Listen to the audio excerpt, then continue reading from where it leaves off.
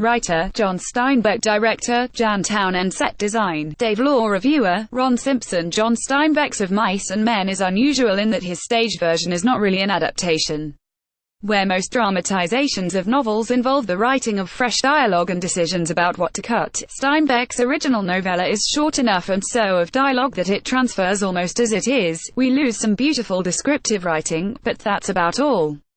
This means, especially in such a truthful production as JKL's, that the original comes through unimpaired.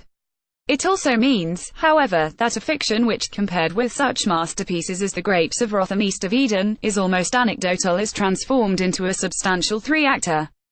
Two interval evenings having gone out of fashion, JKL is forced into a 90-minute first half, rather too evenly paced on the first night.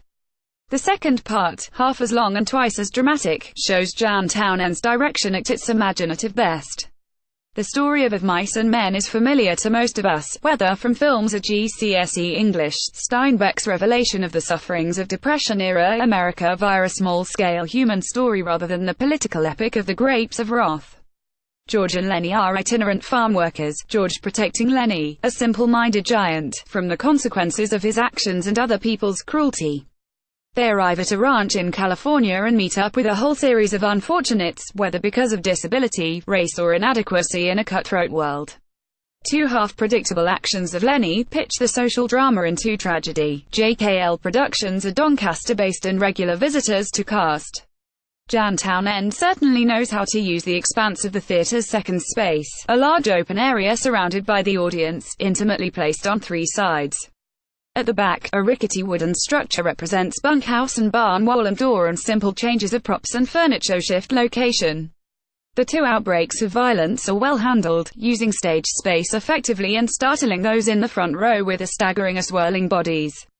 Chris Holt's George is excellent, for much of the time self-contained, bursting out periodically to great effect, watchful as George must be and consistently himself. Lee Plant acts Lenny very skillfully, with much thoughtful detail, and gains and keeps the audience's sympathy. However, he comes up against an interpretation problem. Just how damaged should Lenny be? Maybe this Lenny is a touch overdone. A large mostly male ensemble works together extremely well, with key characteristics established early, even if some of the performances are rather generic and some accents tend to wander.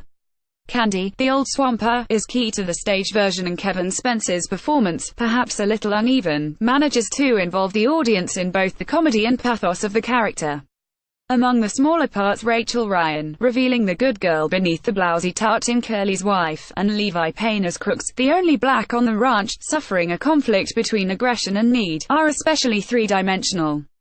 Runs until 3 February 2018. Image, contributed Of Mice and Men. Cast: Doncaster. Writer, John Steinbeck. Director, Jan Townend. Set design, Dave Law. Reviewer, Ron Simpson. John Steinbeck's Of Mice and Men is unusual in that his stage version is not really an adaptation.